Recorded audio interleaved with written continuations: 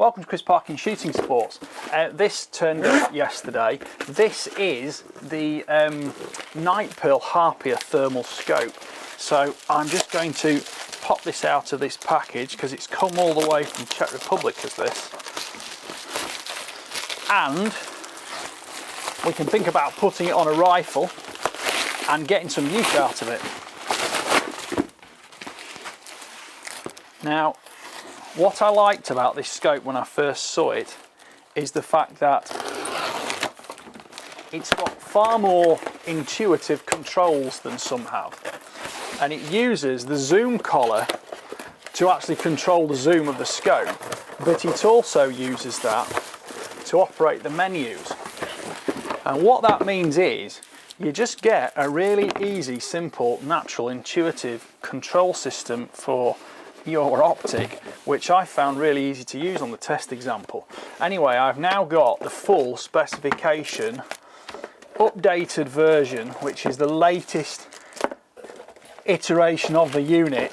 Wow, there's just stuff everywhere in this box. Let's have a look here, let's have a look, let's have a look.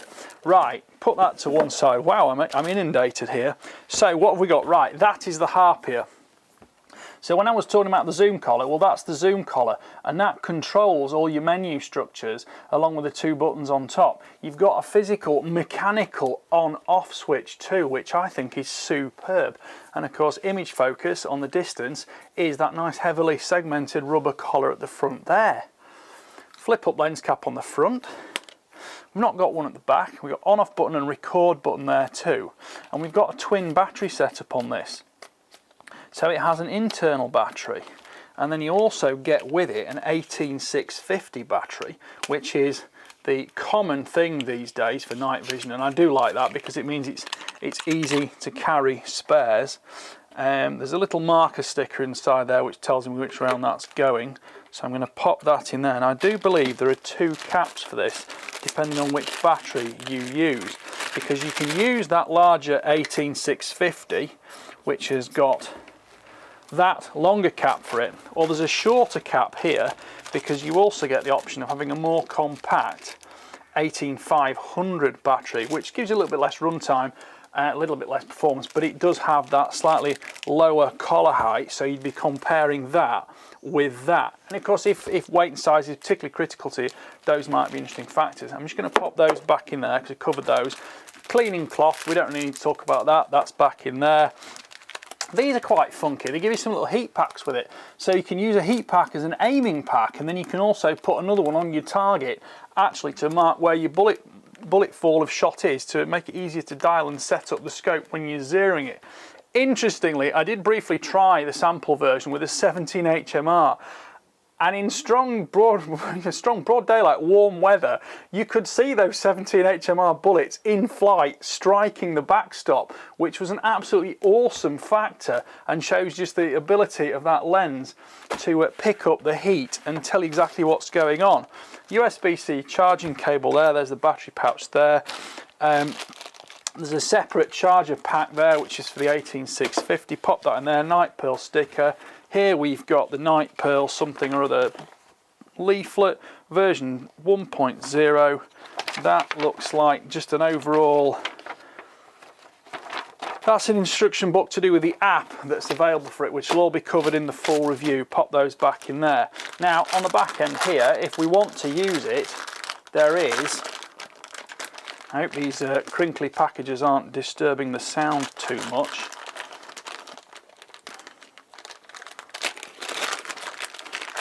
I like the fact it comes in a fairly simple box, because I do not see the point of giving these overly elaborate boxes that you're going to stick in your loft and never use again. So that, if you want to, has got very fine pitch thread on it, and that will screw in the back there, seal out all extraneous light, and give you that little bit more of a placement on it. And there's also a vent in there, so it shouldn't get too hot inside. Because another thing with night vision is, especially when you've got a slightly shorter out leaf, if you're in long contact, the heat from your own face tends to steam up and mist up the back of the internal ocular lens.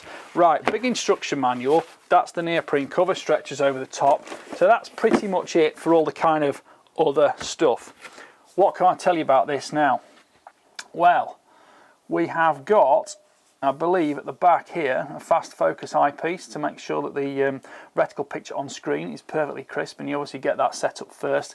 That is your adjustable distance, so whatever you're doing from, you know, maybe a 20-meter rat to a 200-meter fox, that's what you're going to zero with there, depending on what you've set it up on. This has got Wi-Fi as well, so you can use that with the app. That's the zoom collar. It's beautifully segmented, easy to use, and you can feel the little clicks and detents there, which when you're in the menu structure allows you to scroll through it quickly with just then the press of a button to sort of select and enter things. I'll cover all that in the full review. Spacious 30mm tube, and guess what? Doesn't that just look like an ordinary rifle scope that you've got great ergonomics with? You can mount it on your gun easily, you know, you can set up the eye relief as you need it. That's one thing that the manufacturers have generally all got over now, in the fact that they're not using these horrible little boxy things anymore, because we've done decades of development and evolution of rifles from the iron sight days, where we've got cheek pieces now and adjustable cheek piece height and things like that to work with a scope. So let's keep working with tube scopes. And that's what they've done for us, because essentially what you have to remember with these things is you've got a thermal sensor at the front, the processing gear, and then you've got a screen in the back here, so you're not looking through it like a normal rifle scope. You're effectively looking at a little telly in there that's broadcasting the picture that's on the camera up front from the thermal, essentially. So that's really how they work. And don't remember, there's no such thing as a parallax problem on a scope like that, because of course everything's on that screen anyway, and you can't make a parallax error with that. I'll have a little look through this instruction manual, which is a nice big instruction manual, and it's easy to get hold of, it's easy to use. I haven't actually got my reading glasses on, but wow, it starts straight out. English in orange, my favourite colour, there we go. Dear customer, thank you for purchasing our product, blah, blah, blah, blah, blah. Night Pearl team, that all looks very nice.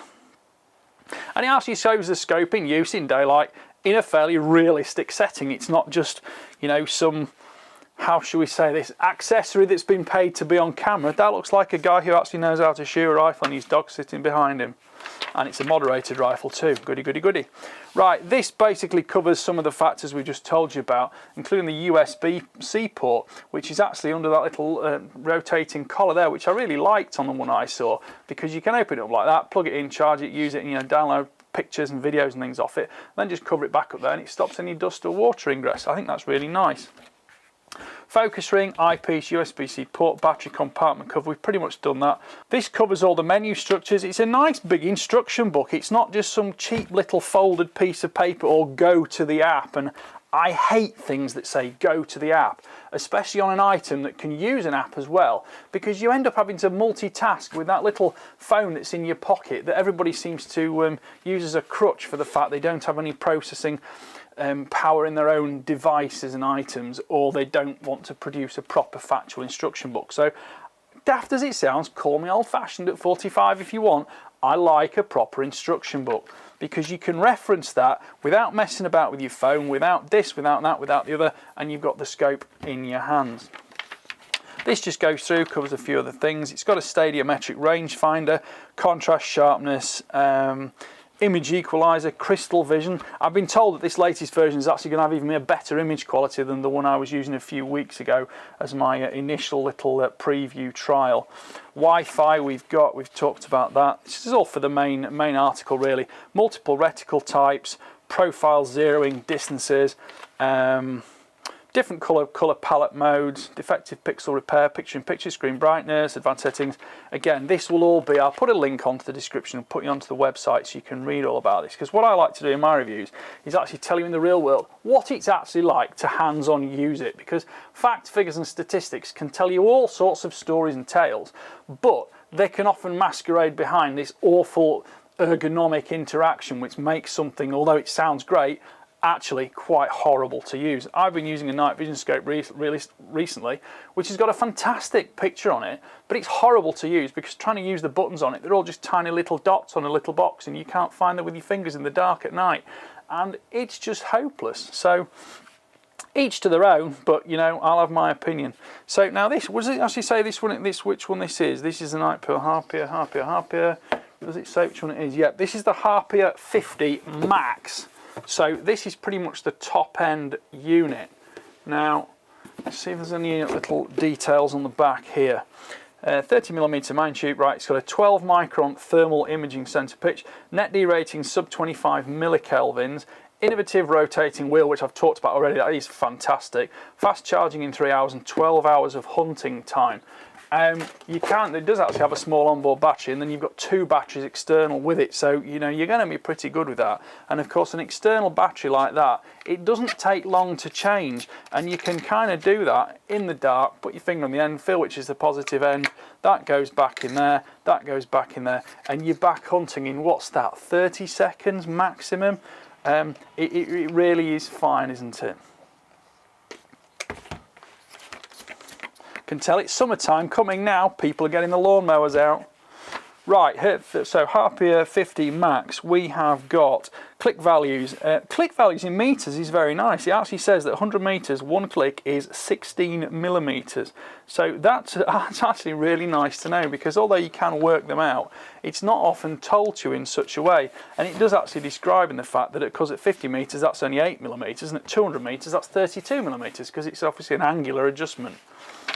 Looking further through it, we've got a removable battery, built-in battery. We've got massive detail here on the actual battery level indicator, which does work really well. As I say, I had a little trial version of one of these that was just a very early prototype a few weeks ago, and I really wanted to get the full thing as soon as possible. Can run it external power, battery charging replacement instructions there, maintenance and cleaning. And we've got all these things here. So here we go. Now we've got, right, magnification. We've got 2.7 times optical, 4 times digital. Sensor resolution is 640 by 512 pixels. Core type is, let's just read that later. Objective size 50mm. Refresh rate is 50 Hz. We'll get a nice smooth image with that. Display type 1024 by 768 OLED, organic LED. Eye relief is 55mm. Not the longest, but it should be enough up to sort of 243-ish. And of course, those aren't going to give you a huge bang anyway. Field of view 15.4 degrees horizontal, 12.3 vertical, because it's not a full round picture. Field of view meter at 100 meters is 27 by 21.6 meters at 100 meters on lowest magnification of 2.7. So that's given us a broad field to pick up things going on. Dioptric correction, which is obviously altering the fast focus eyepiece for your eyes, plus or minus 5 diopter. 6 colour palettes, detection range on a 1.7 meter item, which is essentially a slightly less than 1.8 metre tall human, and it reckons 1,540 metres. Right, moving on to the second page now. Recognition range on that same 1.7 metre human, or, you know, that is 1,180 metres. Wi-Fi, yes. Picture-in-picture, yes. Photo, video, yes. Startup time is less than 5 seconds. That's what I was looking at before. Storage is 32 gigabytes. Operational temperature is -20 to +55 degrees. Battery type 18650 built-in, external 18650, and also 18500 and 18650s. Operational time 25 degrees Celsius is 12 hours. Recoil resistance up to a 338 lap or Magnum. Well, that's a bit more than I've seen before, because most of them quote about 6,000 joules, which is about 3006. So 338 is bigger than that. Whether you want to shoot a 338 with 55mm of physical eye relief or not is a question you can answer yourself. If it's a big heavy 338 with a brake on it, you might be alright, and of course it does tend to give you a big shove rather than a quick thwack, but again, that's your choice. Overall weight 950 grams, and dimensions are length 388mm, 87mm wide, and 73mm tall. So we've got a few more Q&A safety instructions here, this, that and the other, batteries, product, and that can all go on, and then we go into check. So I think that's a really nice instruction book, to be honest, because I found it so easy to navigate straight out of the box on screen for you. So I'm going to put this on a rifle and take it out shooting. I was initially going to put it on a 17 HMR because I wanted to get used to it and go shoot some rabbits and this, that and the other, but you know, I think you're going to want me to see you shooting a fox with this, so I'll put it on the 223 just because who doesn't love a 223? They're just so easy to use. So that's going on the 223, 30mm rings. I'll put that on now, take that shooting today, and well, I'm really looking forward to this because I have used the prototype. I did really like that, and I've been told that this is a little bit better still. Mechanically it's the same, physically it's the same, but I'm really looking forward to switching this on with charged batteries and going out shooting. Right, please like, subscribe, comment, click the notification bell, clonk, and make sure you keep track of my regular uploads, because the full review on this will be coming in, I don't know, let's say 2 or 3 weeks. It really depends on the weather, because as we all know, it just does nothing but rain at the moment, and up north where it's grim where we are, it's even more rainy than sort of down south. It's a bit nicer maybe. Right, I hope you've enjoyed that little brief first impressions video, because perhaps, you know, my regular viewers will learn that sometimes my face does kind of convey my impression of something. There's a bit of a spring in my step on this one, and because it's April 2, which is a spring in my step, and 14 years ago today, the 10th of April, was the day I technically fell into becoming a shooting sports writer, and in the long run, a shooting sports filmmaker now. So, bit of a happy day for me, the 10th of April. Right, thanks for watching. See you later.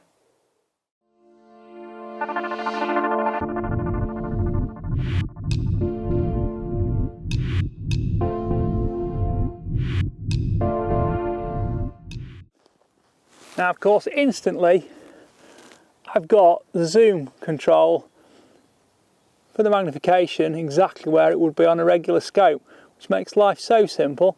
Looking at that target now, we can clearly see the thermal spot in the centre. We can see both film lid types. Top right is silver out, middle one is the darker face out. The left side there should be where the red spot is, but we can't pick out that red spot. So that's an interesting point to note. Let's play with the focus here on the image slightly. I'm just shooting at 50 metres at the moment, just to give me that primary 0. You can just about make out a bit of red there, perhaps, or the thermal signature of the piece of red. The steel gong there is easily visible. So let's have a shot.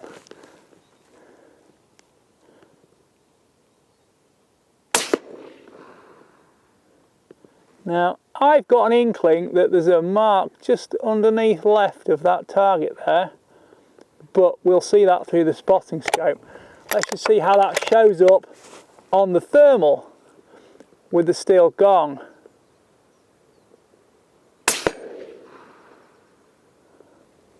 Again, you can't see it thermal on the steel gong, but let's go and have a look manually and see exactly where it is. Because the good thing with this scope is it does tell us the exact click value. At 50 metres it is 8mm, and at 100 metres it's 16mm, so let's give it a go.